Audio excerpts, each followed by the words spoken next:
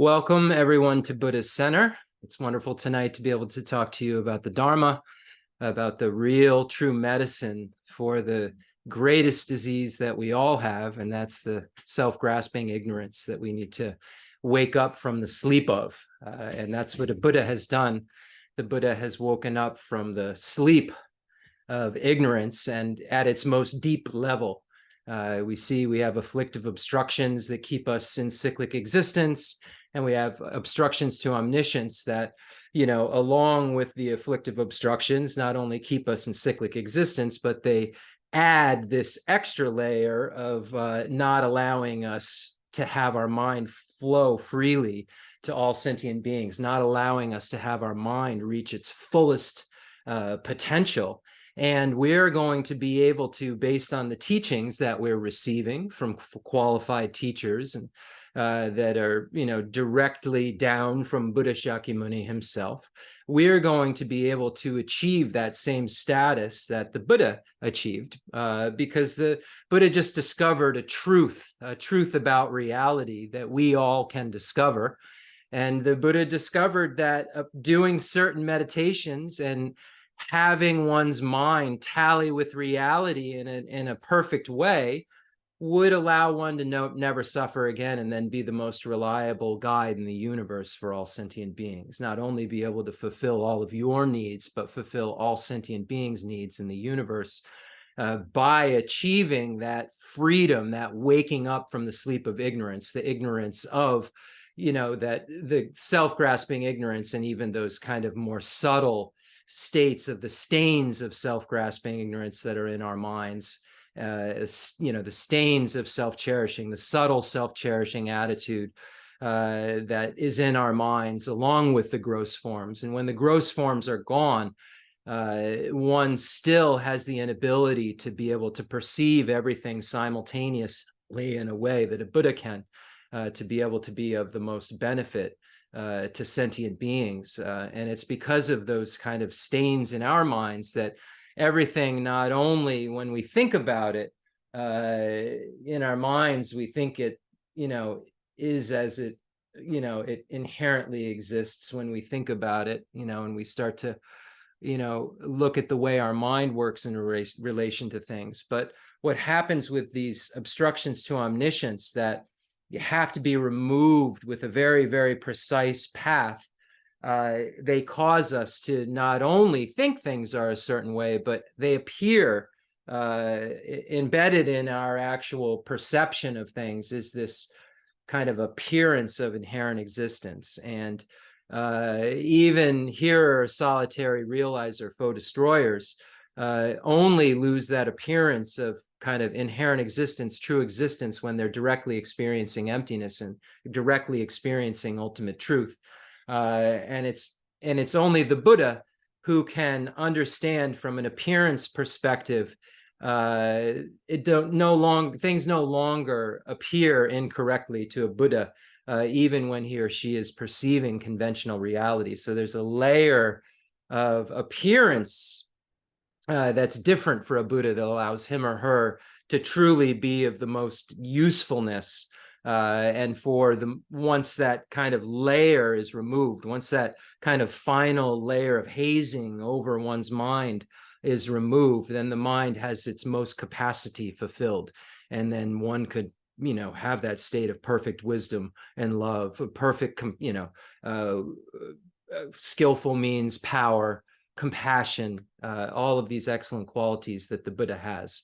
This incredible loving mind that has no bias, this incredibly wise mind that knows all phenomena simultaneously, and this power to really do something for sentient beings because of this aptitude that the Buddha has created through the same path that we're going to traverse. So the good news is that we aren't stuck in the position that we're in, where we have these ups and downs and we have these terrible sufferings and these immense sufferings that can really, we could have a few years of just bliss, and all it takes is one terrible event and everything just becomes dark in our minds in terms of the world.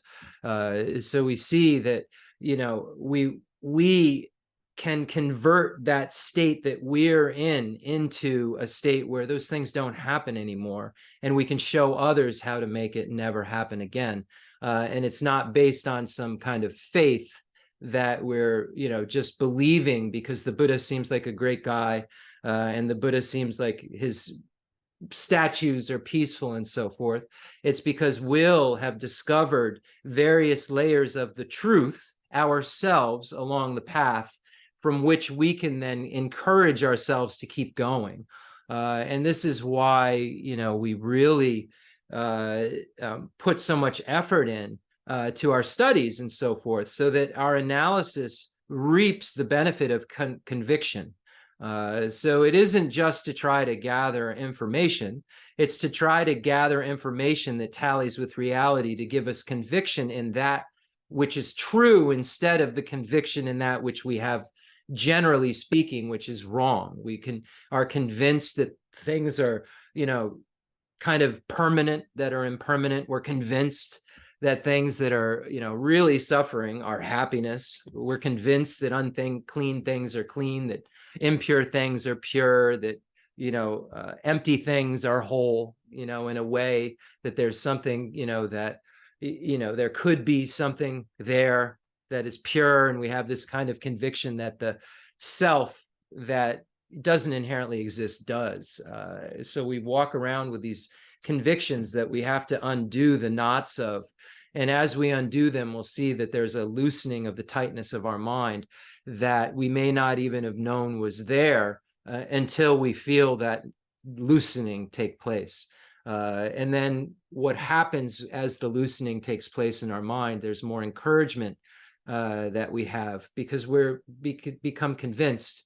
We're encouraged by our own mind's progress, by our own mind's flexibility, by our own mind's ability to handle situations that others become very frustrated and annoyed in, 0 to 100 in 30 seconds if things aren't going, one's way. And that, is the way that most of us behave, and I still behave. But I find that because of the training Khensur Geshe Wangdak and His Holiness the Dalai Lama in Geshe Lobsang Gonpo Geshe Dorji Dam Dumsla Geshe Aga have brought and bring to my world, I don't have the same level of discontent in relation to kind of ordinary annoying things that I did 10 years ago, 15 years ago, 20 years ago. And I've seen a gradual process that's taken place. Not that my mind's at peace all of the time. That would be making up a story that's not true. But my mind is in a different place, not because I'm older. It's in a different place than my mind was. And it seems to be have a different level of resilience, flexibility, bulletproofivity that maybe others who haven't trained at all don't have, and others who maybe I knew before who I was just like. So it's not, we can use these experiences not to be judgmental, but to gain conviction in the path and see that it's something that is working for us. And it's our own minds that we're trying to tame. We have to become our own discipline master, not everyone else's discipline master. And when we do that and start to actually do the job and start to pay attention to what our own minds are doing, and start to try to firmly face and avert, as Geshe Langri Tamba says in the 8 verses for training the mind, firmly face and avert our afflictions as they arise. The more we do it, the more we become familiar with it. And then the more that they just don't kind of have the effectiveness on disturbing us that they used to. So the name of the game here is trying to develop a state of mind that doesn't have the same state of kind of disturbance that we walk around with day and night. And there's nuanced levels of that disturbance. And what the Buddha has done is figured out how to eradicate all levels of disturbance. And the Buddha said, and for the Bodhisattva, a level of disturbance is a lack of reliability that he or she would have without being omniscient, without having perfect love, perfect wisdom, perfect power. So this is something that the Bodhisattva just isn't willing to kind of sacrifice. So the bodhisattva wants to take it the full way for himself, herself, as well as for all sentient beings' sake. So before we get started, we're talking about the Mahayana path. So we should really, whenever we engage in practice or go to a teaching, have proper motivations and so forth. And one of the most excellent motivations that we can have is to try to share this practice with all sentient beings, is to try to become more comfortable with opening our minds and moving them towards all sentient beings in a way that cares for them. And we're here tonight because we have some way that we care for ourselves. We've decided that we're not satisfied. We're going to read something later that kind of points this out. We've decided that we're not satisfied with what we kind of grew up with thinking was the cap and the way things were, and that there couldn't be better, and you just kind of have to deal with that, and life sucks and then you die. These kind of sayings that we just become so accustomed to and become willing to be satisfied with what we don't need to be. We become willing to just say that it can't get any better than this because this is the human condition. Life is suffering. And some people misinterpret Buddhism in such a way that they just don't see that. So therefore, strive for this life, and the lives like this are suffering. So therefore, there are ones you could have that don't have that, like an arhat. Here are solitary realizers. Life doesn't have suffering. Life isn't suffering. The Buddha's life isn't suffering. Ours is suffering. Why? Because we're in cyclic existence. So the ordinary world doesn't call it cyclic existence. They just call it things like, it's just the way it is. Life sucks, then you die. There's bumper stickers with this view, and it's actually a nihilistic view. It's a view that we think is comforting, but it's actually a nihilistic view. It's a view that someone, not judging, but think about it. Adults look towards long term. You make decisions, and the ones who are good at it don't have to worry when they get older. The ones who weren't as good at it, just say, oh, we live for today. We don't need to save. We don't need to. I've been that person. Oh, this is what we have. We've just enjoy today. This is childish. Those who are not childish look further towards the future. So if there isn't any way logically to come up with a point that says that it could be better, then I would agree with that bumper sticker. But that bumper sticker is the sign of someone who hasn't investigated his or her mind, who hasn't seen that there's a nuance to that point, and that, yes, you will die, and that this is suffering, but there is something better. So don't be satisfied with this and just think that, well, that's the way it is, so there's nothing that I should do about it, and I should just put a helmet on and just enjoy the good times and say rah rah, but have pads and a helmet on, and that will be it, and that will be all that could be expected. And the thing is about spiritual practice is that it not only it begins when you're aiming at your future lives and aiming it at something that's broader and grander, something that has some lasting benefit and happiness, not something that's just going to disappear and mean nothing, something that has lasting benefit and happiness. And that lasting benefit and happiness, we can plant, we can create, by our actions and by changing our minds in this life. But there's a byproduct, is the point that I'm trying to make in a long way to get around it. And is that you'll feel better in this life, and your mind will be more resilient and flexible and able to handle the consequences of things going on. So you'll be able to achieve a happier life by investing in something that's way beyond this life. And so it's looking at it in two very wise ways. It's being wisely kind to yourself for now, because you're developing tools for this life that are going to allow you to handle the ups and downs in a more realistic way. But you'll be doing something that will actually benefit you in your future lives. And you'll kind of have a gauge as you're going as to what you can expect.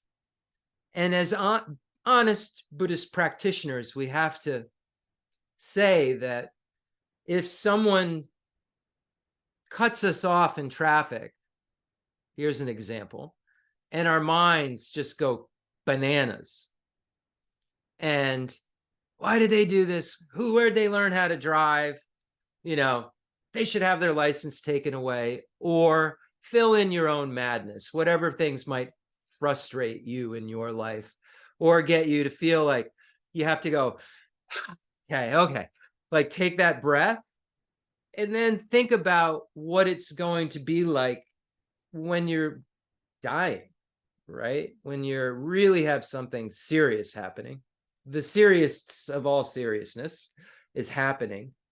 We have these little blips in our daily life to indicate to us how spiritually prepared we are for trauma, something really traumatic, not getting our way, not having to stand in line longer, not fill in the blanks, fill in whatever it is.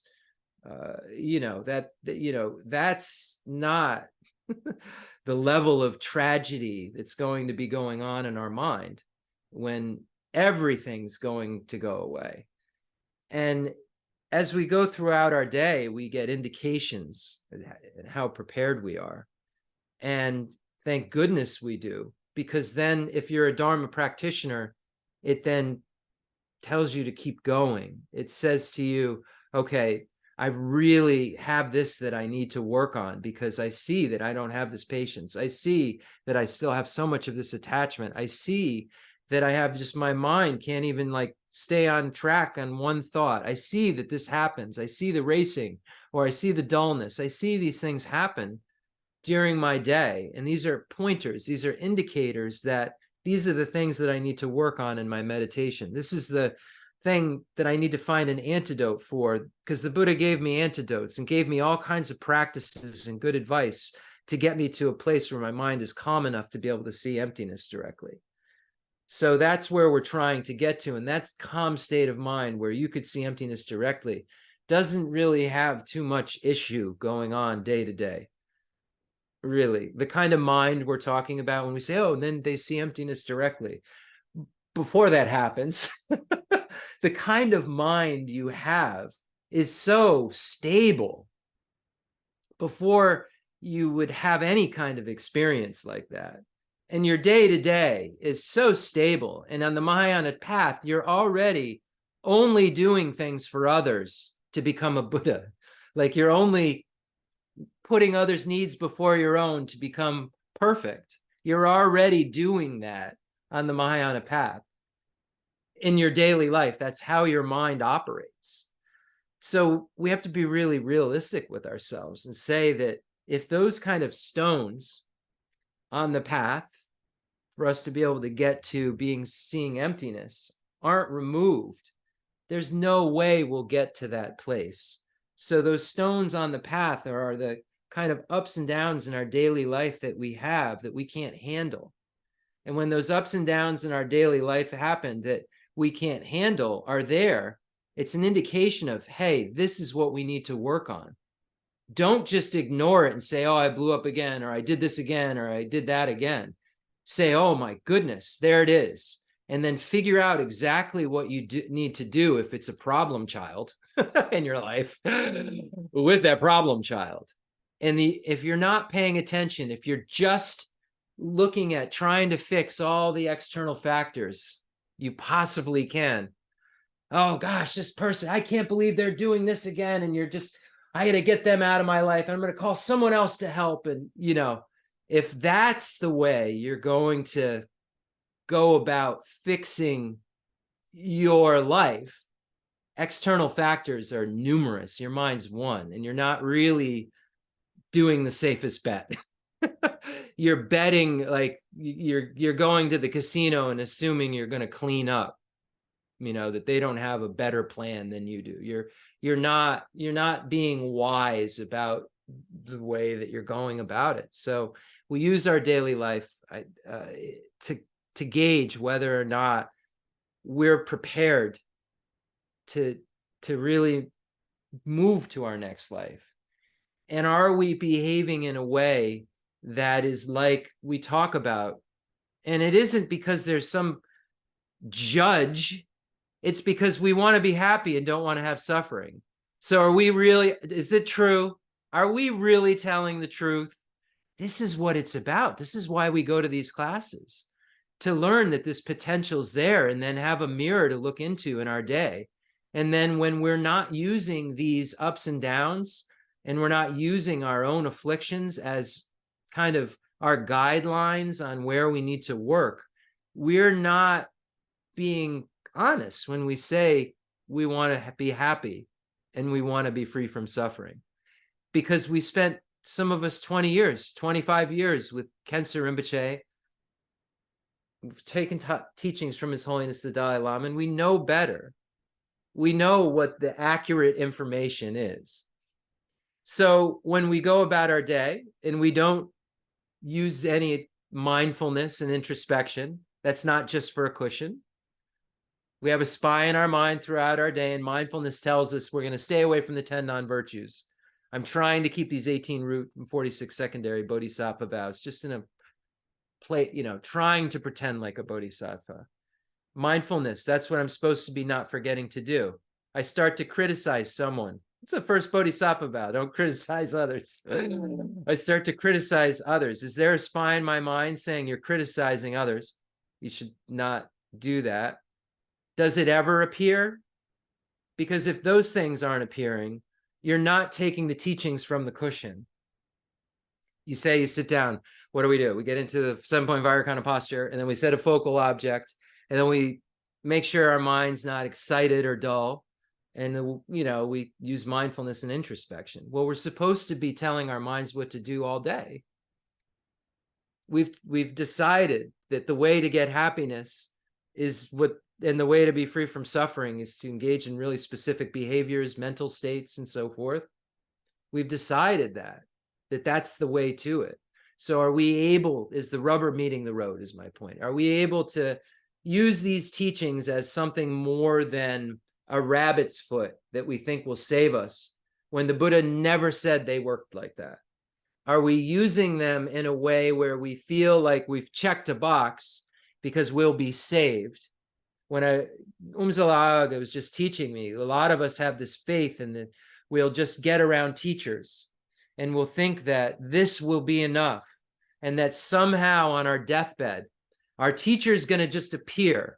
It won't be like something that our minds can make. Somehow externally, this karma is going to be there. We bank on this, some people, that our Lama is just going to appear and then be like, okay, now we're going to do some projecting. So the one karma I'd like you to create at this moment that's going to throw you into your next life is this. When you're on your deathbed and you're about to have attachment and craving and potential existence and birth and aging and death, those links we've read all about. When we study these links and you recognize that what's going to be, one karma is going to throw you into your next rebirth. And we're going to bank on that. Let's not have matured our mind to be ready for the fight. Let's hope someone shows up and fights a battle for us. And it's not real. We can rely and have our minds so invested in the teacher because we've made this connection through practice. And that's another story altogether. But to get to that level of guru devotion, where at the time of death, when everything's gone haywire, you have that level of connectivity. Your mind is inseparable from the Lama's mind and the Yidam. How many of us can call upon the Lama at the time of death like that? That's how your teacher at the time of death. That's what we're talking about. That kind of level of realization. We better, if we're going to be able to pull off that lucid moment, wow, what is our mind going to need to be really like if we think, oh, the teacher's going to come save us? If that could happen, and it can, the Buddha just emanates. But for us to be able to be helped, the Buddhas would have cleared out cyclic existence long ago, Umzala said. Just would have cleared it out. There's so much responsibility from our side that sometimes isn't emphasized enough, I don't think. And sometimes it's just kind of like, let's not make anybody upset. Just, it's okay.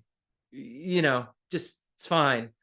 But it's really, if you're honest and you're thinking about this process that's going to take place, it's something that's so serious and we don't know when it's going to happen. So I just really beg, it's kind of a big word, you all to take this seriously and use these teachings to actually change your mind, not have a rabbit's foot.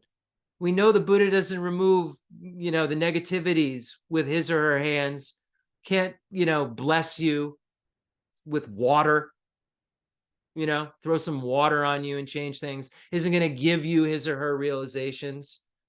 And so many of us think that because we had a great teacher, we're great.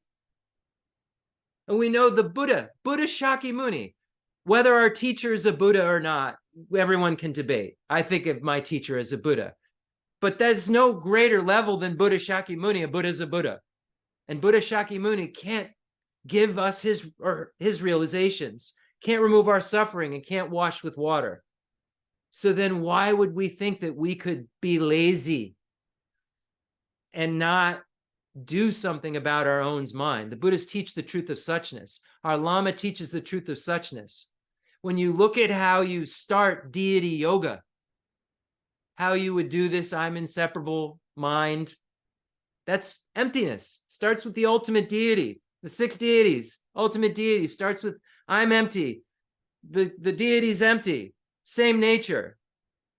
The Buddhists come to teach the truth of suchness. If you don't know what that means, this idea of this, you're going to get helped and held by the hand through the bardo because you met someone,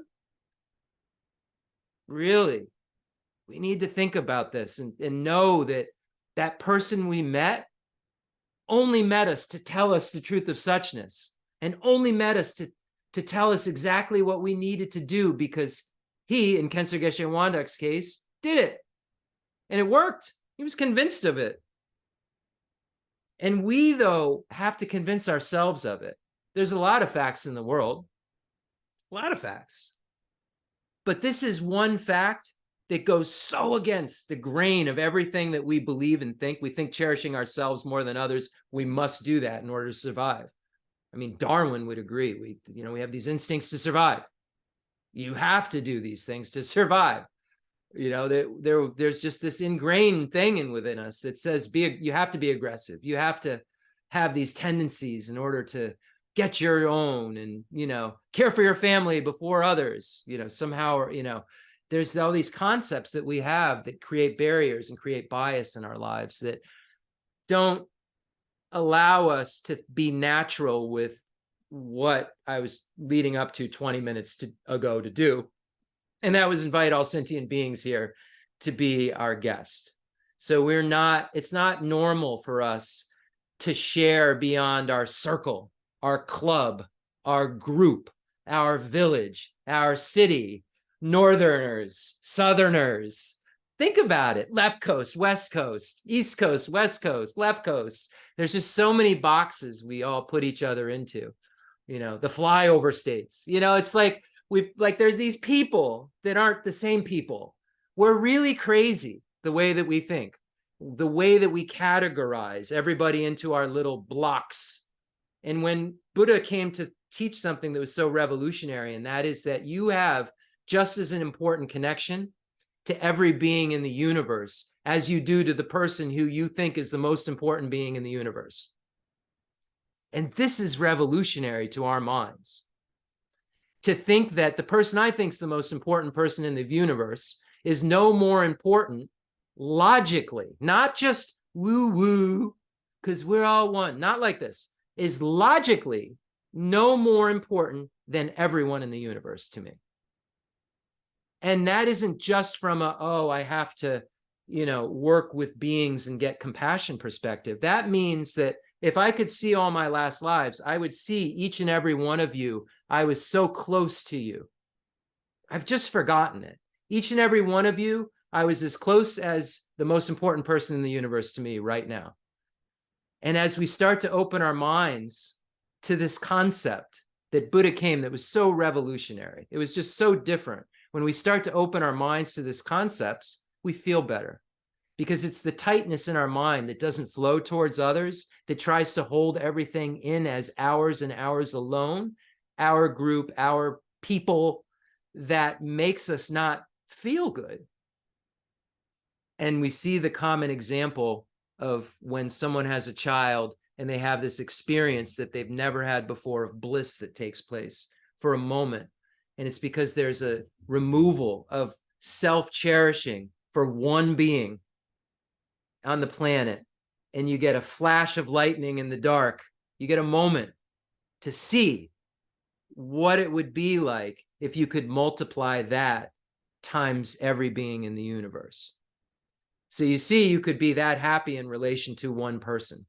It happens. And if you've fallen in love, you've seen that you can have all of this like really high-end bliss happen, in relation to one person, that you'd literally say things like, whether you'd really do it or not, I die for you, but you really that's as close to I'm not cherishing myself as you can get when you have a feeling that even is a similitude that could be even similar to this idea that you would put somebody's needs before your own that much. And you see the opening that happens when your mind goes towards one being and is willing to put their needs before your own just that much, how that experience of love in relation to them creates bliss, creates happiness.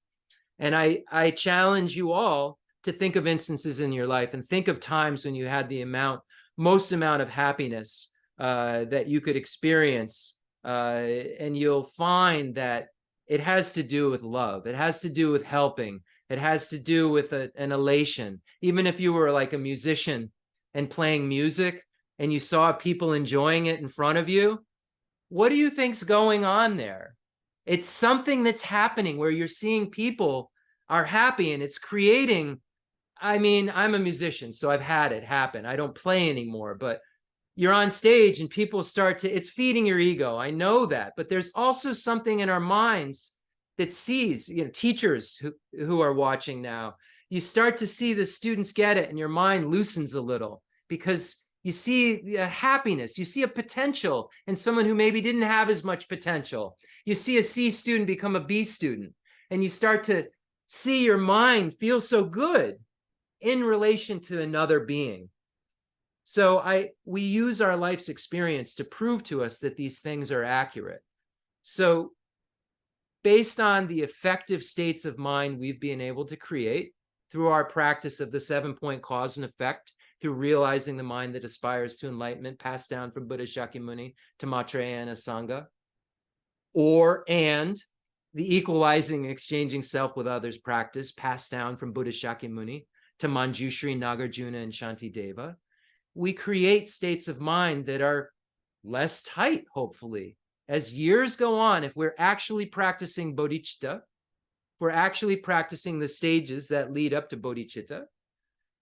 The stages are love and compassion, altruism, to get to a place where there's actual bodhicitta, that we love to just say, bodhicitta, I'm a bodhisattva, he's a bodhisattva, bodhicitta, bodhicitta, bodhicitta. But to have bodhicitta, you would have to have compassion for every being in the universe without bias, that doesn't waver. And then actually decide you have to become a Buddha because they're all suffering and you could only do something if you became one. So it's really a very large place that you have to be able to get your mind to. So based on the exercises, the mental, people are willing to go to the gym and see just little bits of improvement and sit in the mirror and see tiny bits of improvement.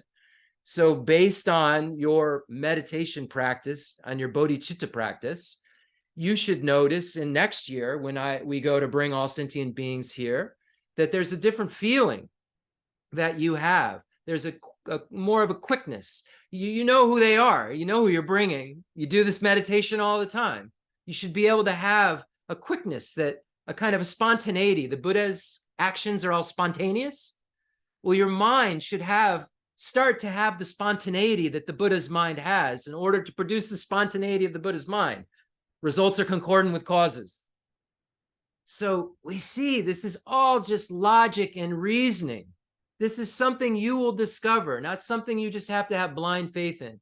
Blind faith is not going to work out in the long run. As Pabunga Rinpoche says, that any of these things that we believe, even if they're true, if they're just a correctly assuming consciousness, if we just like fell on the truth with dumb luck and don't discover it ourselves, we can undiscover the truth because we didn't discover it. We have to discover it through inference, through reasoning and correct signs, and then discover it directly through experience, through direct valid cognition, through yogic direct perception.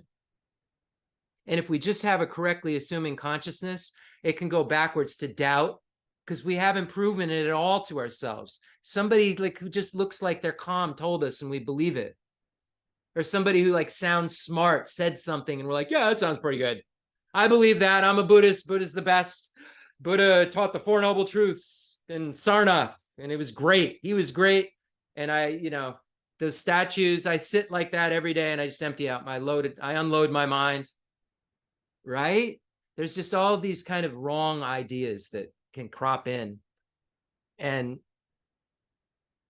this is really like the only thing that we have to do is work on our mind. All the external factors, Shantideva says, we're going to get really tired, if we're trying to cover the entire earth with some sort of smooth substance so that when we walk on it, it feels good. We better just put on good sandals on our own feet, and then the whole world will be smooth. Likewise, if we're going to try to convert the rest of external factors into the way that we think that they should be, we're going to that's an impossible task, like smoothing the whole earth in every place where we could ever walk. But if we have one thing we're in control of, it's our mind and our reaction to it and our belief in its inherent existence. This natural purity of the mind that we have that isn't stuck, this emptiness of our mind, which is our Buddha nature, this emptiness of inherent existence of our mind that makes it so that our mind's good quality can proliferate into perfection. Our bad qualities aren't our Buddha nature. Our good qualities, when we look at the Buddha's excellent qualities, we have those excellent qualities. They're just not matured. And our mind's empty of inherent existence, just like the Buddha's mind. The Buddha's natural mind, the Dharmakaya, the natural Dharmakaya, one of them, is this natural freedom from natural, purity, this emptiness of the mind. I forgot the technical term, but the emptiness of the Buddha's Dharmakaya mind is no different than the emptiness of our mind. And that's why the Buddha was able, when he in the case of Shakyamuni was just like us and had a messed up, defiled mind with afflictive obstructions and obstructions to omniscience, change it because it was empty of inherent existence, and it was made of stuff that could turn into the stuff that dependently originates. And our mind's in the nature of clear light and unsullied, and it's not stuck in a place where it can't evolve. We just haven't tried. We haven't tried. And all we have to do is try. All we have to do is give it a shot. And I promise you, if you start to try, start to actually engage in these practices instead of just stacking them up as information or just sitting next to holy lamas and hoping that through some sort of osmosis, you're going to get a realization, or having some 4-line instruction given to you, becoming satisfied with that and not really being able to explain the Buddha Dharma in a clear and concise way, even to yourself. When someone asks you very simple questions about the Dharma, about how the actual evolution of a mind would take place and what the emptiness of inherent existence means, what's the entailment of emptiness? Why are things not arisen from self, other, united with both, or causelessly, as Nagarjuna taught? Why is this? What does this mean? How could time be empty? How could your mind be empty and still everything, karma and results and all of these things still work? How can you posit conventional reality to exist? How can you say things exist, but they're empty of inherent existence, and be able to see one entity that can have both this permanent state of emptiness of inherent existence, whilst also having, in the case of a car, an impermanent state that can drive down the road, and being one entity? This is a tall order. And without being able to explain how that, appearances should be able to get you to negate inherent existence, and inherent existence should get you to understand dependent, or the lack of inherent existence should get you to be able to understand things dependently originate existence, without being able to see the two sides of the coin of conventional and ultimate reality being able to be one entity, then you aren't able to understand what the Buddha was getting at. And we're looking at a very, very precise thing that's an object of negation in terms of what our mind believes and need to be negated. And until we study enough to know what that object of negation is, we may miss the target. And anything short of the target itself exactly isn't enough and will just cause more cyclic existence. That's the bad news. That if you don't get the target right, that if you don't have the exact path, if you don't know what the object of negation is, you don't know what the selflessness the Buddha was talking about, you don't know what the selflessness of person and phenomena is that the Buddha is talking about in the second turning of the wheel of Dharma, where he taught the Heart Sutra, then you don't have the liberating path that cures even samsara for a hero or a solitary realizer, let alone the liberating path to be able to become a Buddha. So you haven't even begun to know what's wrong with everyone, let alone yourself, let alone everyone else. So now we're just doing these, we're engaging in these practices now to try to enmesh our minds, to saturate our minds with the way we really want to be. We don't want to be self-centered, but we are. So we start to do practices where we beat down, we wear down the self-cherishing attitude. We're just wearing it down, we're wearing it out, and it's rearing its head up again in our daily life. And then we're wearing it down with our meditation practice and analyzing whether it's really producing the results that we want it to. We're analyzing all the phenomena that we come into contact with and seeing if the way they appear to us tallies with the reality when we start to analyze them. So this is how we wear our minds, kind of reifying views down, wear our minds self-cherishing views down. And it's by doing things like bringing all sentient beings here to listen to this teaching, and bringing all hell, hungry ghost, animal, human, demigods, and gods here. And in the language of gods, nagas, and yaksas, in the language of demons and inhumans too, and however many kinds of speech there may be, I shall proclaim the Dharma in the language of all. Laike dan le dan no jin ke zhe bon da da mi ke nan da zhe wa gong ji zha nan ji zang ba dan jie ke de da ji zhe den do. So now I've just said I'm proclaiming the Dharma in the language of all, so I'm imagining that I'm able to speak in the language of all sentient beings the way that a Buddha can, with those 60 melodious rhythms, in order to kind of lay the tracks in my mind to be able to eventually arrive at that place where I have this perfect speech that can answer all of the sentient beings' questions simultaneously if they were to ask me one. And they'd all understand the answer in a way that they would need to in order to help them understand the truth of suchness better. The Buddhas are only working towards one goal, and that's to try to get all beings to become like them, fully capable, reliable guides for all beings who are going from bliss to bliss to bliss to bliss to bliss, because the mind is empty, unsullied in the nature of clear light. And if it is reflecting independently originating bliss only, then that's all the mind will experience. And if it's dependently originating, illuminating, and knowing, complete, perfect compassion and love, that's what it'll know. And if it's illuminating and knowing complete wisdom, that's what it'll continue to know. And if there's nothing hindering any of those things, there's nothing stopping its flow. There's nothing stopping it. Samsara has no beginning but has an end. Nirvana has a beginning but no end. Because this flow, this mind just keeps dependently originating into a mind that doesn't have suffering, because there aren't any of the ingredients for suffering there, because the origin of suffering is gone for even a hero solitary realizer. And in the origin, when we look at what needs to be gotten rid of for a bodhisattva who wants to become a Buddha, it's not only the afflictive obstructions, but the obstructions to omniscience, that the self-cherishing attitude has a lot to do with and connected to. And we have to get rid of this self-cherishing attitude at its most subtle level to remove the obstructions to omniscience to become a perfect Buddha. So that's what we're working on. So we're bringing all sentient beings here to hear how to do it, because that's all we want, is to be free from suffering and have the most bliss possible. We are going to need to work with all sentient beings and put their needs before our own to get the most bliss possible. So we're working on becoming a Buddha every time we do this.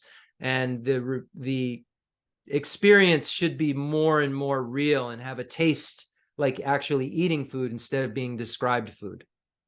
Does that make sense? So these practices, like I'm telling you all about this, and you're like, oh, it sounds like, if I'm trying to describe to you what a delicious grilled cheese sounds like, you should just go have one, and then you'll really know what this grilled cheese if you've never had such a thing, that's what the Dharma is really about, is eating the grilled cheese instead of hearing about one, and then you'll find out for yourself what it tastes like. And then, I think they're pretty good, and then I make, all right, so grilled cheese is delicious, I'll have one again. It's kind of that simple. We can, make things so overcomplicated, but this is kind of like what we're doing. We're doing our meditation. We're saying, oh, that was kind of tasty. That kind of worked. That, I got up, that worked for a minute and a half. That's kind of where it starts. It doesn't start with these magnificent things, but we know that, like Shantideva says, that nothing became harder with practice. So if it worked for a minute and a half, logic would tell us it should be able to work for 2, and then maybe 3, then maybe 4, and then maybe 5. But as Westerners, we think that, automatically any second, these realizations will happen because I read a book, or I went to a retreat, or I did this, or a series of that, or I did a course. And that's just not how it works. And the problem with taking too many courses and not sitting down is that you're just loading information in that's not convincing you of anything. So, I really suggest right from the beginning to have a sitting practice, also studying more than sitting, studying the most, but then having kind of a reflective sitting practice, one which does analytical meditation to analyze what you just studied, and the other which calms your mind down, like the breathing meditation that we do and counting the breath and so forth. So I really can't stress enough, if you're a new Buddhist, you're going to hear, especially in the Gelugpa tradition, I don't say I'm this tradition or that tradition, but I was educated in that tradition primarily. You're going to hear study, study, study, study, study. It's changed a little bit, but I really would suggest that you also spend 10 to 15% of your time, 20% of your time doing the techniques that are there to calm your mind down, to make it so you can study, so you can actually hear the teaching in a better way. So that's just my 2 cents and suggestions. So you have all sentient beings here. Imagine you bring the whole merit field here. Imagine Buddha Shakyamuni's in the front of us. Just whenever you're doing practice, try to relate to all of these holy beings as an inspiration and guidance. And, by connecting our minds to them, we've kind of, in our past lives, we've maybe read this material, or we've connected to this material, and it may spark a seed in our minds. It's like, I don't know if you've, how long, I know a lot of you are old Buddhists, not meaning old people, but been around Buddhism a long time. And I think that you can attest to that. Certain texts you read hit you all of a sudden more than other texts. I don't know. I just feel that certain texts can really have a feeling that really, really hits you. And we have to say that results are concordant with causes. So we have something's going on there. I'm not trying to say you're all tokus. The next thing you read, the moment you feel goosebumps, that means that you're Jamyan Sheba. That's not the point that I'm making. The point that I'm making is have some confidence in yourself. Recognize you've met with these teachings because you have some powerful imprints. and that to activate powerful imprints in our mind, we need, cooperating conditions and so forth that surround it. Like a flower to grow needs water and sunlight. We need all of these different things to make our minds be inspired and our minds connect to things. So every week when I read these Indian pandits' names that go down from Buddha Shakyamuni, this is literally the spiritual lineage from 2,600 years ago that lands in our lap. All of the teachers that in our previous lives we've met with. Shakyamuni's teachings we've met with. We're here. So when we say all of these names, there's a chance that we've actually received teachings from the beings in this merit field that I'm mentioning. This is a process where this evolution of mind is not this life. We've got, when I talk about this merit field, we need to try to loosen up. We're just this life and say, wow, he said Haribhadra, and that made me feel a certain way. Maybe I was a student of Haribhadra. Maybe I read Haribhadra's works before. Who's Haribhadra? Let me go look at this text that Haribhadra wrote. Let me, a year or two ago, he was saying these names. Now, all of a sudden, I hear, Buddha Palita and Aryadeva and Chandrakirti. And now we're suddenly in the master's course studying Chandrakirti's commentary on the Mulya Madhyamika Karika with Tsongkhapa's, and it all throughout, all we're hearing about is Baba Vega and we will be, all of these different characters that I've mentioned. I heard Rinpoche mention when they were just character names to me without even connecting them as so much. And then seeing them in these characters in meditation on emptiness that really didn't mean too much to me. That just sounded like, man, this Baba Vega and Chandrakirti, they just seem to argue a lot. That's really how my first take on it was. And now I just see the nuance and that there's something there that's so precious that now when I say Baba Vega, I think, man, how I'm going to get over that hurdle. Because his view is right before the Prasangika view, and it makes so much more sense. It allows things to hold together. It allows things to have a little chairness over there so they're not a dog. It allows there to be enough objectivity for me to be comfortable. And Nagarjuna makes me feel uncomfortable because I keep slipping towards a nihilistic view. So to get over the hurdle of the Baba Vega's view, who I find to be such a hero of mine now, but not jump over it too far out of the Prasangika view and end up in nihilism, that's a real trick. So when you hear about all of this, like, oh, these tenets and all this precise wording, and all you have to do is meditate and see the real nature of your mind. When you hear this, I hear you. I hear what you're saying. But the true nature of your mind is that it doesn't have inherent existence. So if you don't know what that means, you don't know what the true nature of your mind is. And as soon as you're saying of my mind, the true nature, it's awareness of awareness is not emptiness. It's not this, it's a reification. If you're meditating on a positive phenomena and not a non-affirming negative, you're not meditating on the empty nature of the mind. And if what I'm saying to you sounds like mumbo jumbo, I have a feeling you don't have the object of negation, because I barely can put the words around it. And when I sit down in meditation and I start to shuck off the elements, and then I start to find a non-finding, and then I try to come back to the finding, and I try to figure out how that entity could be one, the non-finding and a finding. It sounds like you could say things don't exist, but they exist. That's fine. That doesn't mean anything. It means nothing. It means there's no words you're saying. You're saying that two things that are mutually exclusive and are the only ways that things could exist aren't a way something exists.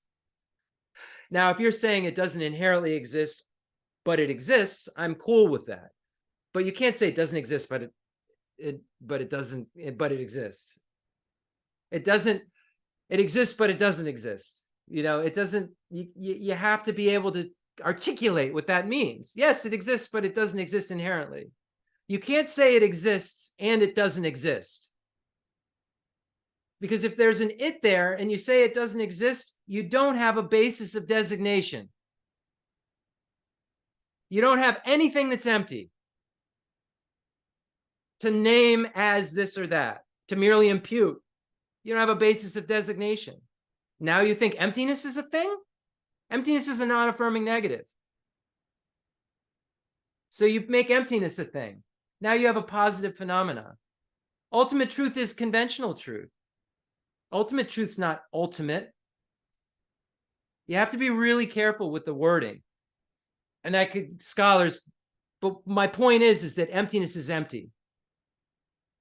You have to be able to find out what that means. And that's a very, very fine hole in a needle.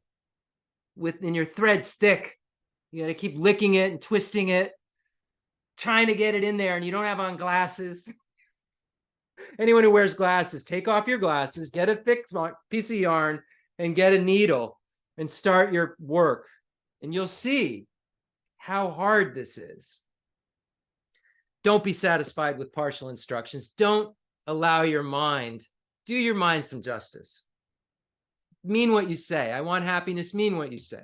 I want to be free from suffering, mean what you say. There's only one way to get it. It's through maturation. Are you maturing? Are you just talking about maturing? Are you hearing about maturing? Are you just hearing about grilled cheeses, or have you had one? Because there's a lot of grilled cheeses, like grilled cheeses, that you're going to have to hear about shamatha and ethics, and you're going to have to hear about the Vinaya and the Sutra basket and the Abhidharma basket, and apply all of those things. And those 84,000 bundles are going to have to be realized. That's a lot of grilled cheeses. That's a lot of, different varieties of food that I'm saying you're going to need to taste. I can't just tell you about it. And I can't tell you about it, most of it from experience. But I've had enough experiences to believe the rest of it. Not with emptiness, like seeing emptiness, like, Arya Deva talks about, but like little stuff that shows my mind can evolve, and like stuff like that. It's getting better. I'm convinced of it. And I'm convinced enough of it that I've studied enough to have something to say to you. But I know that throughout my day, my mind gets disturbed, and it's not when I'm dying. It's when something much less serious is going on. So that means that's my mirror of the Dharma that says, you better figure this out, because death will come, nothing can stop it. You don't know when, and the only thing that can help is Dharma. So we bring the merit field here. We bring Buddha Shakyamuni. We bring Khensur Geshe Wangdak, His Holiness the Dalai Lama, Khensur Lobsang Gyatso, Geshe Lobsang Gonpo, Dema Loche Rinpoche, imagining all the holy beings, imagining Geshe Dorje Damdu, imagining Umzala Geshe Aga, Geshe Malatenzin Ladrin, Jeffrey Hopkins, all these holy beings, Lama Alan Wallace, Lama Zopa Rinpoche, all the holy beings of your lineages, anybody that you consider an enlightened being in terms of lamas that you've had teachings with. And we're starting with Buddha Shakyamuni, but then I go right to the lamas, my direct gurus, and then I go to the profound views, extensive deeds lineage, and the lineage of blessings. And that's the way in my practice, I think of our teacher Shakyamuni as Geshe Dorje Damdu says, don't make him the secretary. We put our protectors here, and we put all our other deities and our highest yoga tantra deities, and then we put Shakyamuni in the corner and make Shakyamuni like a secretary or something. So we think of the teacher who made all of this possible, Buddha Shakyamuni, who appears as Vajradhara also and teaches all the tantras. So we think of Buddha Shakyamuni, and we think of the lamas, like I just mentioned. Then we think of the extensive deeds lineage passed down from Buddha Shakyamuni to Maitreya and Asanga, and Vasubandhu and Dignaga and Dharmakirti and Vimuktasena and Haribhadra and Shakir Prabha and Guna Prabha and Lama Salingpa and Lord Atisha. And then we think of the profound view lineage passed down from Buddha Shakyamuni to Manjushri and Nagarjuna and Buddha Palita, Arya Deva, Chandra Kirti, Shanti Deva, Buddha Palita, all these holy beings, and Baba Vega and Chandrashita and Kamalashila and Lama Salimpa, Lord Atisha, imagining all these holy beings with Drone Tompa there, imagining the lineage of blessings beings passed down from Vajradhara to Saraha, Matripa, and Tilopa, Naropa, and Lotsawa Marpa and Jetsun Milarepa and Jagon Popa, and then imagining the lineages are passed down through Drontompa, and we see the 3 old Kadampa lineages, and we see the holy gurus from the Nyingma lineage, Padmasambhava and Longchenpa, and we see the Sakya Lamas, we see Sakya Pandita, we see Satyakunga Nimpo, Sakya Randawa, these holy beings, and the beings of the Kaju lineages, and we see the holy Karmapa is all in the space in front of us, and Mipam, all these holy beings we see the holy beings of the Galupa lineage, Lama Tsongkhapa, Kirtup Je, Joseph Je, Panchen Sonandrapa, Basu Chuji Jetson, Jayan Cheba, Janjan Rupi Dorje, Gonchu Jimmy Wampo, the 7th Dalai Lama, all of these holy beings that we have such a connection with, that all of our teachers have passed down the holy kind words through. All the beings of the highest Yoga Tantra lineage, Performance Yoga Tantra lineage, Action Tantra lineage, the beings of the 35 Buddhas, all of the protector deities, all of them are here. And imagine that they're actually here in the space in front of us. This isn't something that we're just like kookying up. These beings exist. These beings come when we actually call them. Lama Tsongkhapa was able to get to the point of realization where when he called upon the merit field, one by one, they appeared in front of him and he could directly experience them. The 35 Buddhas directly experienced them with all their glory and radiance, directly experienced Manjushri and actually received teachings initially through a medium, but then eventually directly from Manjushri himself. And this is something that will happen to all of us. So when we think of these great beings and all these incredible names, these are our teachers. These are people we may have received teachings from in our previous lives. These are teachers in our future lives we will need to connect with in order to understand the truth of suchness. We might actually write a book in this life that is based on the works of those holy masters that we'll need to read in our future lives in order to ignite our minds again. I asked Umsala Geshe Aga something very interesting, and I'm sharing it with you now. And he said this was kind of his hunch. I said, well, I'm just debating him about this main mind that becomes bodhicitta. And I said, someone's a bodhisattva and they're day and night working for sentient beings. Then how is it when they're in the womb? Do they still have in the womb this concept of putting others' needs before their own? And he said, the way that I would look at it, because I started to have some doubts about like, okay, so once you're a bodhisattva, what about these states? What about, is it just this automatic thing that's happening? And he said, well, when you're asleep, you're not blind. Your eyes just aren't that active at that point. And when you're evolving from a subtle state of consciousness into the more coarser states of consciousness, where all it would take is just something to just turn it on, like waking up, something like this. So we're trying to get to a point where our minds are able to just turn on because they're so embedded with realization. That's what we're trying to get to. And the only way we'll get there is if our mind is embedded with realization, because we're going to go through a bardo state that's going to be very confusing, that we're not going to have a lot of control over. We read the Tibetan Book of the Dead and practiced the colors, but let me tell you, things are going to get hot and heavy and crazy. And if someone cuts you off at a light and that's disturbing, no shot, forget the colors. Spend some more time on patience meditation. Forget your colors meditation. Spend some more time on patience meditation. If like you're really attached to this life, spend some more time on death and impermanence, because you might be making a new samsara for yourself with colors. You may be like making a new samsara where you have 4 arms instead of 2. And you're just fully invested in samsara as a 4-armed visualized deity. And you may be born in hell with those 4 arms. You may be born in hell with all of these same misconceptions because you missed the target and thought you were practicing your whole life, but you missed the target because of your arrogance. These are things that will happen to all of us if we don't really, really practice. So now what I'd like to do, we have all sentient beings here. So I want to read the Heart Sutra. And tonight we're going to have a special feature of the Heart Sutra. So the Heart Sutra explicitly talks about the nature of reality. This is the second turning of the wheel of Dharma, considered by the Madhyamika Prasangika school to be the actual definitive teaching of the Buddha, and that the first and second turning of the wheel of Dharma were the interpretable teachings, and that this emptiness taught in this teaching has to be added to the first turning of the wheel of Dharma and the third turning of the wheel of Dharma in order to be truly understood in its kind of ultimate meaning. Buddha nature needs to have this second turning of the wheel to be understood in order to understand the Buddha nature that Buddha was talking about in the third turning of the wheel of Dharma, where he said that we have a Buddha within all of us with 32 major and 80 minor marks just waiting to pop out. One needs to be able to understand that as the emptiness of the mind and the potential for the maturation of a being into these 32 marks and 80 marks. So these are qualities that are matured into because the mind is empty of inherent existence, because we're empty. This is the Buddha nature, this emptiness of the mind, this potential that exists within all of us, and the potentiality that exists in all phenomena that allows for it to arise as this or that and come and go.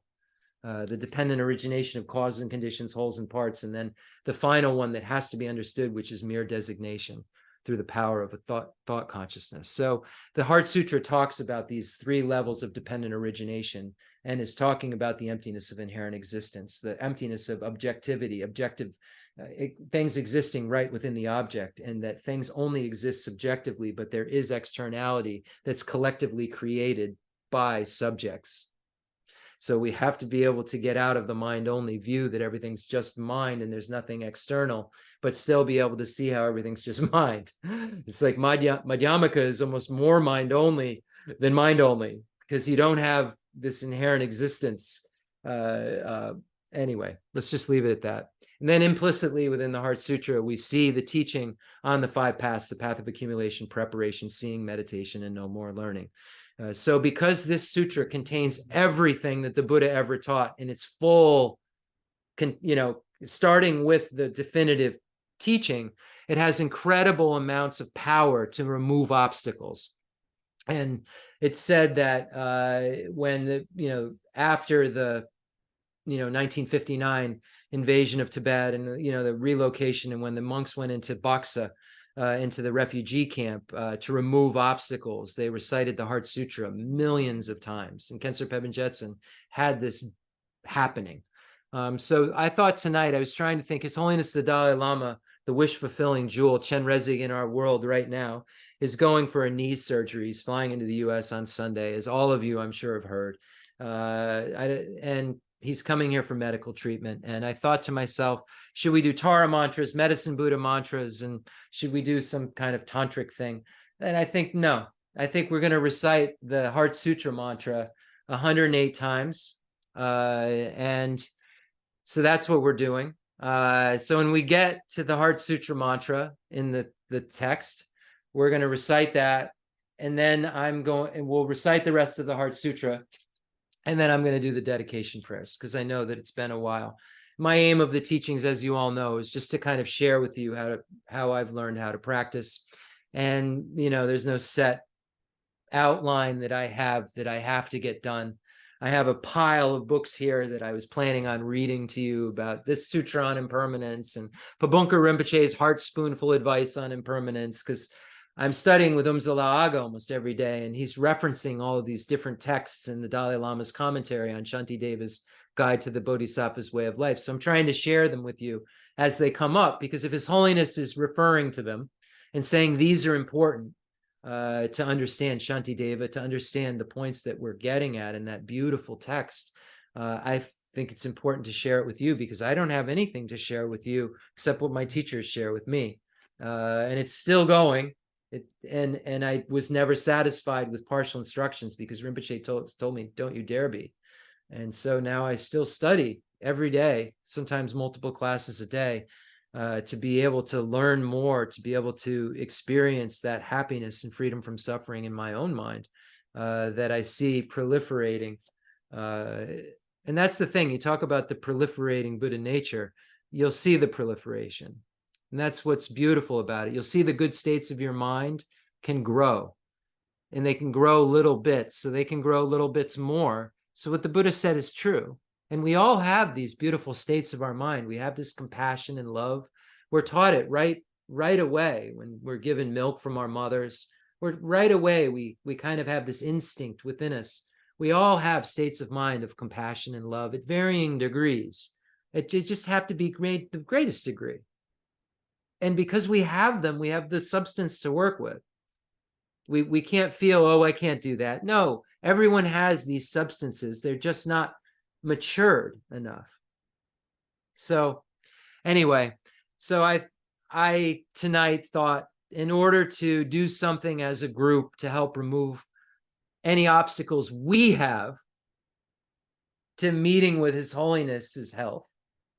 Really, His Holiness is doing just fine. His knee's just fine, right? You know, if it's going to go well, not going to go well. His Holiness is just fine. Everybody can get worked up if you want, but as, what was it? The Bodhisattva, Mulakirti, the mischievous Bodhisattva, says to Shariputra, scolds him while he's at the market picking up medicine because he thinks Buddha's sick, and says, how dare you?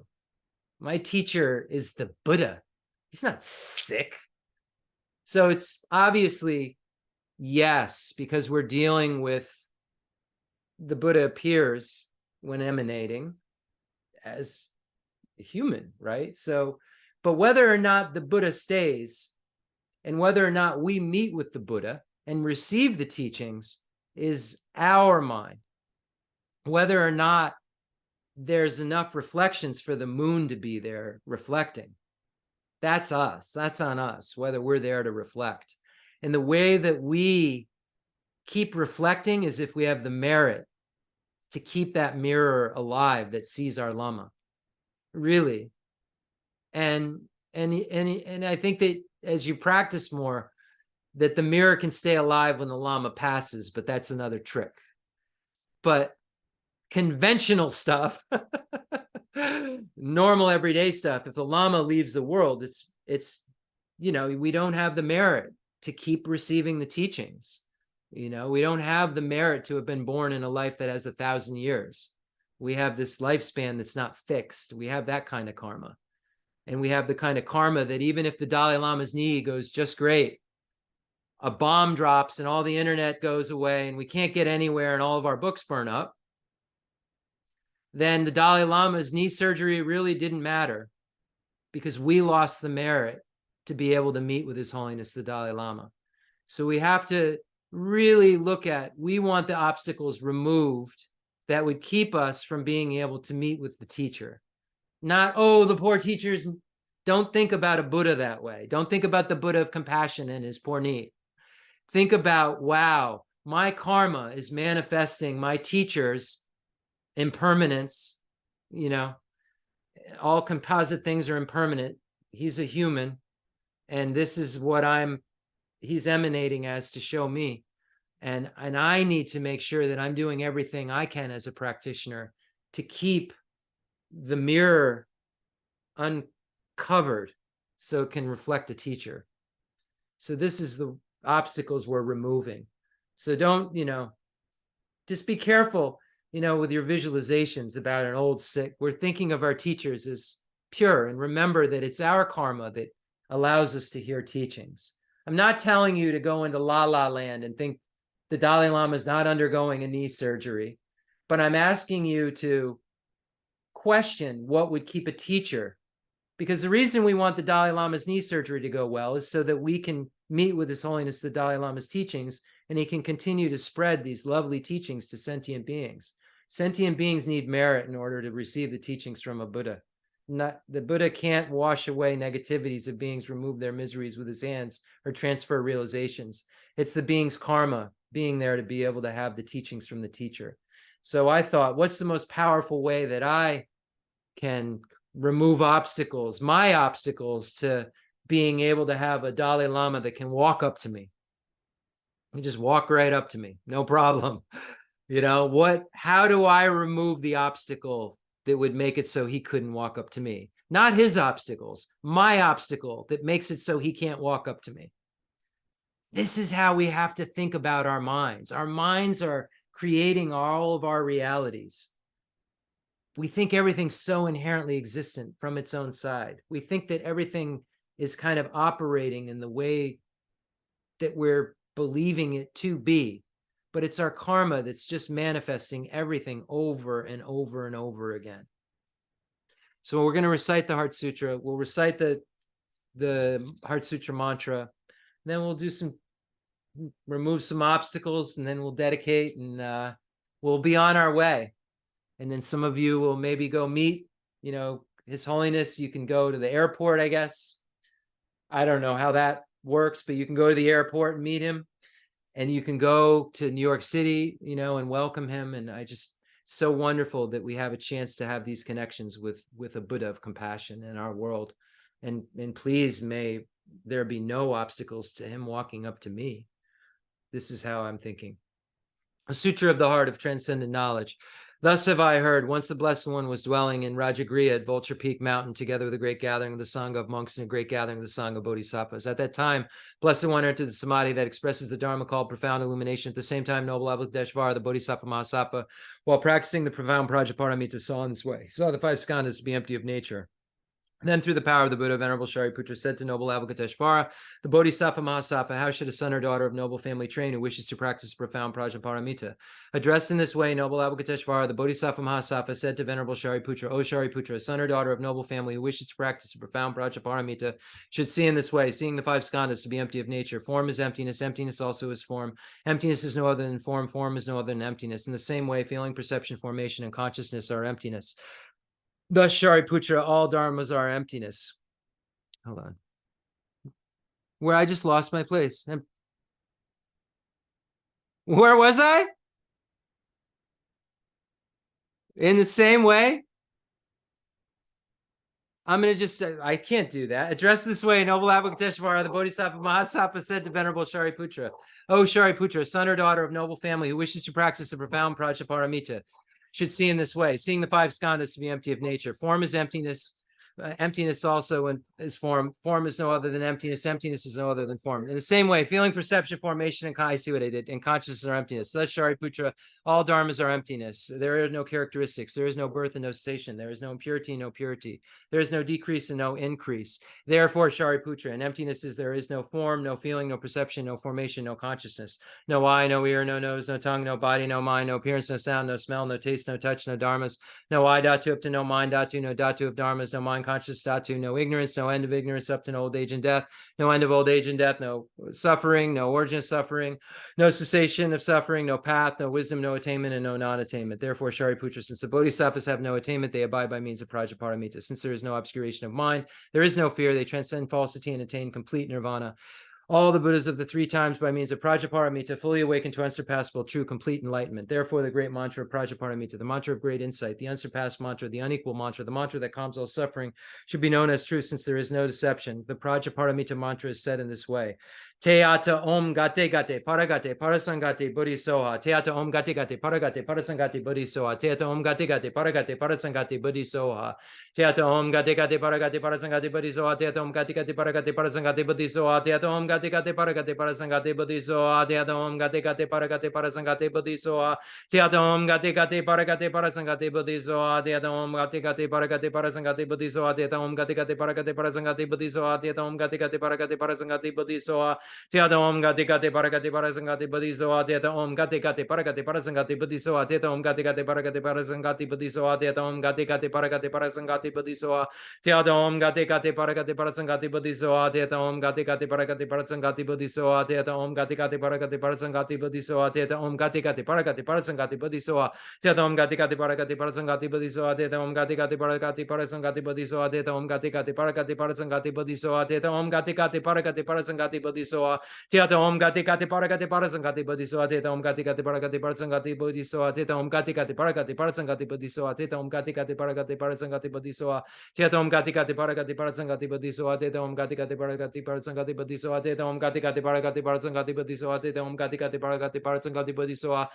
om gate gate paragate parasangate buddhisoha. Teata om gate gate paragate parasangate buddhisoha. Teata om gate gate paragate parasangate buddhisoha. Teata om gate gate paragate parasangate buddhisoha. Teata om gate gate paragate parasangate buddhisoha. Teata om gate gate paragate parasangate buddhisoha. Teata om gate gate paragate parasangate buddhisoha. Teata om gate gate paragate parasangate buddhisoha. Teata om gate gate paragate parasangate buddhisoha. Teata om gate gate paragate parasangate buddhisoha. Teata om gate gate paragate parasangate buddhisoha. Bodhisattva Teta Om Gati Gati Paragati Parasangati Bodhisattva Teta Om Gati Gati Paragati Parasangati Bodhisattva Teta Om Gati Gati Paragati Parasangati Bodhisattva Teta Om Gati Gati Paragati Parasangati Bodhisattva Teta Om Gati Gati Paragati Parasangati Bodhisattva Teta Om Gati Gati Paragati Parasangati Bodhisattva Gati Gati Paragati Parasangati Bodhisattva Gati Paragati Parasangati Bodhisattva Teta Om Gati Gati Paragati Parasangati Bodhisattva Teta Om Gati Gati Paragati Parasangati Bodhisattva Teta Om Gati Gati Paragati Parasangati Bodhisattva Teta Om Gati Gati Paragati Parasangati Bodhisattva Teta Om Gati Gati Paragati Parasangati Bodhisattva Teta Om Gati Gati Paragati Parasangati Bodhisattva Teta Om Gati Gati Paragati Parasangati Bodhisattva Teta Om Gati Gati Paragati Parasangati Bodhisattva Teta Om Gati Gati Paragati Parasangati Bodhisattva Teta Om Gati Gati Paragati Parasangati Bodhisattva Teta Om Gati Gati Paragati Parasangati Bodhisattva Teta Om Gati Gati Paragati Parasangati Bodhisattva Teta Om Gati Gati Paragati Parasangati Bodhisattva Teta Om Gati Gati Paragati Parasangati Bodhisattva Teta Om Gati Gati Paragati Parasangati Bodhisattva Teta Om Gati Gati Paragati Parasangati Bodhisattva Teta Om Gati Gati Paragati Parasangati Bodhisattva Teta Om Gati Gati Paragati Parasangati Bodhisattva Teta Om Gati Gati Paragati Parasangati Bodhisattva Teta Om Gati Gati Paragati Parasangati Bodhisattva Teta Om Gati Gati Paragati Parasangati Bodhisattva Teta Om Gati Gati Paragati Parasangati Bodhisattva Teta Om Gati Gati Paragati Parasangati Bodhisattva Teta Om Gati Gati Paragati Parasangati Bodhisattva Teta Om Gati Gati Paragati Parasangati Bodhisattva Teta Om Gati Gati Paragati Parasangati Bodhisattva Teta Om Gati Gati Paragati Parasangati Bodhisattva Teta Om Gati Gati Paragati Parasangati Bodhisattva Teta Om Gati Gati Paragati Parasangati Bodhisattva Teta Om Gati Gati Paragati Parasangati Bodhisattva Teta Om Gati Gati Paragati Parasangati Bodhisattva Teta Om Gati Gati Paragati Parasangati Bodhisattva Teta Om Gati Gati Paragati Parasangati Bodhisattva Teta Om Gati Gati Paragati Parasangati Bodhisattva Teta Om Gati Gati Paragati Parasangati Bodhisattva Teta Om Gati Gati Paragati Parasangati Bodhisattva Teta Om Gati Gati Paragati Parasangati Bodhisattva Teta Om Gati Gati Paragati Parasangati Bodhisattva Teta Om Gati Gati Paragati Parasangati Bodhisattva Teta Om Gati Gati Paragati Parasangati Bodhisattva Teta Om Gati Gati Paragati Parasangati Bodhisattva Teta Om Gati Gati Paragati Parasangati Bodhisattva Teta Om Gati Gati Paragati Parasangati Bodhisattva Teta Om Gati Gati Paragati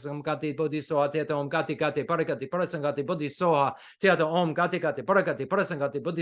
Om Gati Gati Paragati Parasangati Bodhisattva Teta Om Gati Gati Paragati Parasangati Bodhisattva Teta Om Gati Gati Paragati Parasangati Bodhisattva Teta Om Gati Gati Paragati Parasangati Bodhisattva Teta Om Gati Gati Paragati Parasangati Bodhisattva Teta Om Gati Gati Paragati Parasangati Bodhisattva Teta Om Gati Gati Paragati Parasangati Bodhisattva Teta Om Gati Gati Paragati Parasangati Bodhisattva Teta Om Gati Gati Paragati Parasangati Bodhisattva Teta Om Gati Gati Paragati Parasangati Bodhisattva Teta Om Gati Gati Paragati Parasangati Bodhisattva Teta Om Gati Gati Paragati Parasangati Bodhisattva Teta Om Gati Gati Paragati Parasangati Bodhisattva Teta Om Gati Gati Paragati Parasangati Bodhisattva Teta Om Gati Gati Paragati Parasangati Bodhisattva Teta Om Gati Gati Paragati Parasangati Bodhisattva.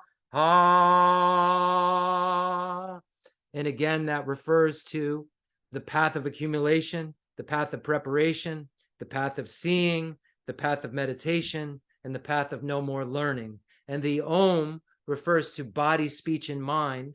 The Buddha has gone through all of the stages, the path of accumulation, preparation, seeing, and meditation to achieve the state of no more learning. So the Buddha's body, speech, and mind is pure.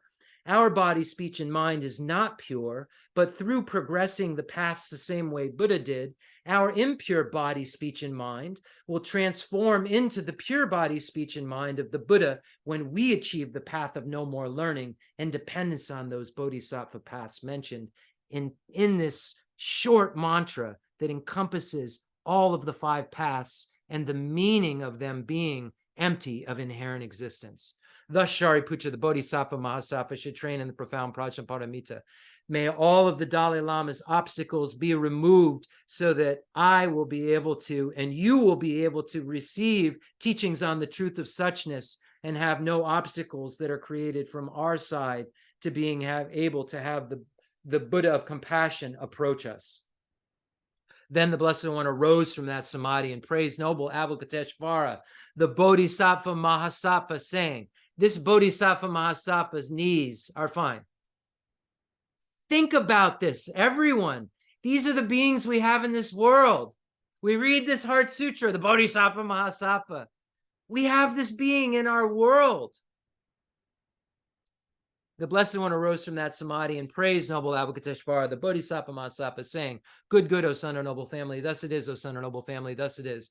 One should practice the profound Prajaparamita just as you have taught, and all the Tathagatas were rejoiced. When the Blessed One had said this, Venerable Shariputra and noble Avalokiteshvara, the Bodhisattva Mahasapa, the whole assembly of the world with its gods, humans and asuras and Gandharvas rejoiced and praised the words of the Blessed One. Sorry about my flub earlier. I was doing it from memory and then looked down at the words and couldn't remember where I was. And my glasses are sort of new, so I have to do this. And then I started doing this, and it just, imagine now, at the time of death. This is what I'm talking about. I in my mind, I was like, oh no, where was I? And, I don't know how I appeared, but in my mind, I was thinking, oh no, where am I?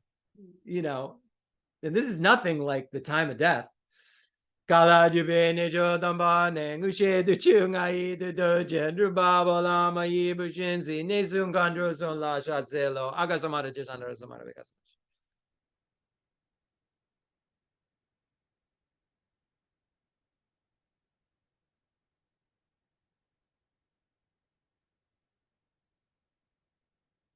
Agasamara Jashandara Zamara Be Teadom Gate Paragate Prasagate Buddhiso Papa Gonchunji Gai Dembe Doji She Lobo Doji Mebo Doji Shewa Doji Jagi Bachi Medun Bishi Danji Shedin Goizo Gerin Dunjaji Juji Wadan Medun Nube Jandan Wadan Tumba Dunjin Bunzon Zonjoji Taji De Jan Denda De Le Show.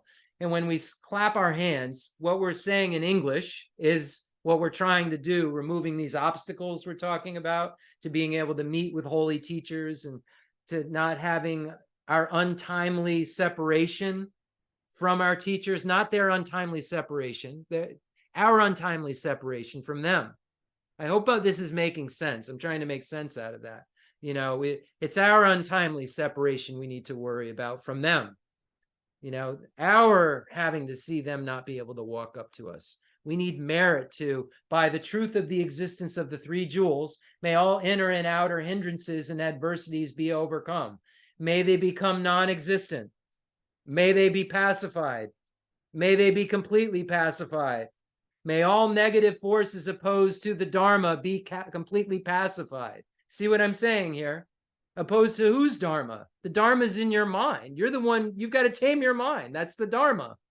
Anything that is an opposing force, which like a teacher not being able to walk up to you because your karma doesn't get that. May all the negative forces opposed to the Dharma be completely pacified. May the host of 80,000 obstacles, there's a lot of obstacles, 80,000 of them, they need to pacify them.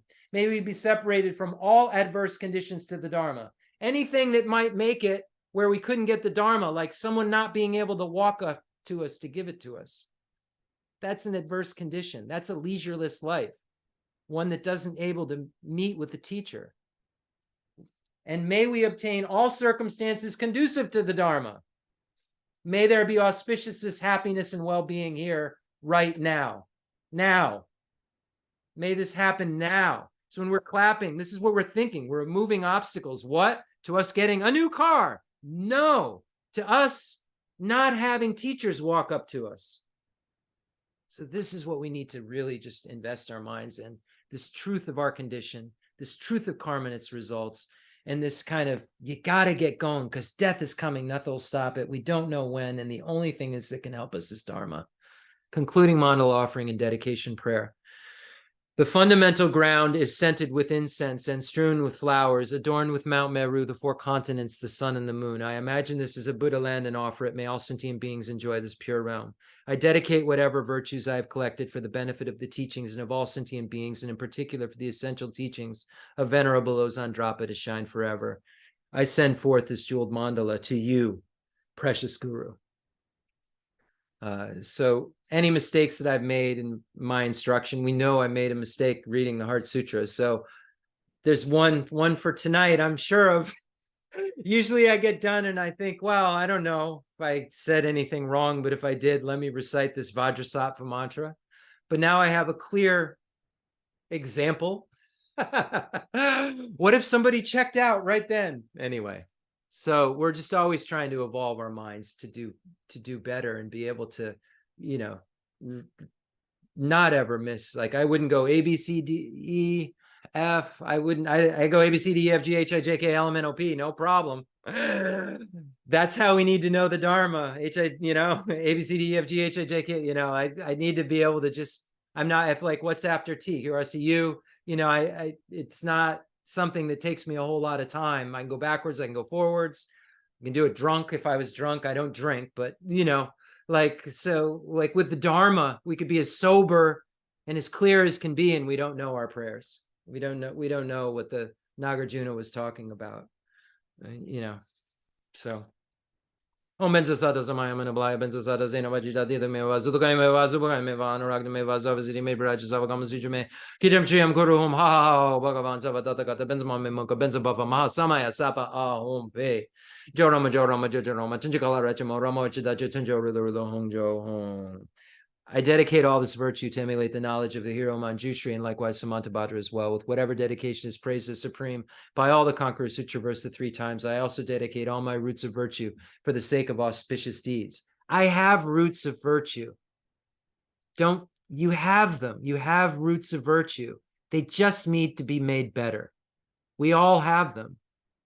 We got to mature them. In that pure land surrounded by snowy mountains, you are the source of all benefit and happiness. All-powerful Avalokiteshvara, Tenzin Gyatso, may you stay until samsara's end. So obviously, a human basis can't stay until samsara's end. So we're asking, Your Holiness, may our minds meet with you and all sentient beings' minds meet with you in whatever form you can show us, until there's no more samsara, because that's what a bodhisattva pledges, that they'll remain in the Sambhogakaya once they're a Buddha and teach Arya Bodhisattvas until there's no non-Buddhas. So we're asking, please, keep doing that, because I want to be able to reflect your image. And so I'm asking you, and I'm asking on behalf of all sentient beings, because it's my ticket to get to you. Really profound when we look at what the meaning of this. May His Holiness the Dalai Lama remain in the worlds and continue to show his forms, whatever those forms may be. And may Khensur Geshe Wangdak continue to show those forms and whatever they may be, until everyone's gets the state that they have. And I'm asking so that I know that my mind can turn into a mind that could be just like theirs, and then help whoever's left, unless I'm the last one, which could be.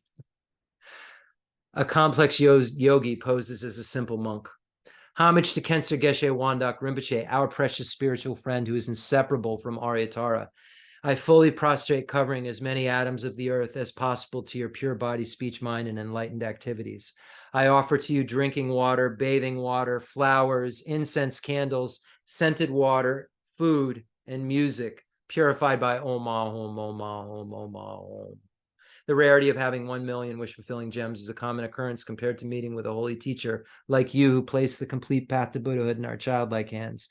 Just like a teacher who came to Tibet with a lamp to dispel the darkness of ignorance, you, kind abbot, arrived in the West with a lineage purer than a diamond and begged us never to be satisfied with partial instructions. The teachings of the extensive deeds and profound view lineages flowed from your lips like nectar for our ears that elucidated the teachings for beings of 3 capacities. Now the sound has stopped. All composite things are impermanent. You told us that all of your teachers passed away and understood this sadness, entreating us to continue our studies. The Buddha does not wash away the negativities of beings, nor does he remove their miseries by his hands. His spiritual realizations are not transferred to them. It is by teaching the truth of suchness that beings are liberated. We are not prepared to take this difficult journey to the highest goodness of Buddhahood without your continued guidance. The sadness in our hearts would be too overwhelming. May you swiftly return to this world and take care of us in all of our lives, wherever we may be, never leaving our hearts and crowns. May all sentient beings perfectly realize renunciation, bodhicitta, and the correct view of emptiness, so they know who you really are. Thank you, everyone. I appreciate all of your time. It's quite warm. I don't know if you're warm where you are, but I'm thinking right now, I'm starting to sweat, and I'm thinking, how would I handle if I was thrust in an hour into a realm that was hotter than anything I've ever touched that was a flame? How would that be? when I can only handle, I don't know, it's not even probably 80 in here. And I'm like really uncomfortable. Thank you so much, everybody. I hope you have a great week. I hope your mind stays as virtuous as it can. 82. It's 82.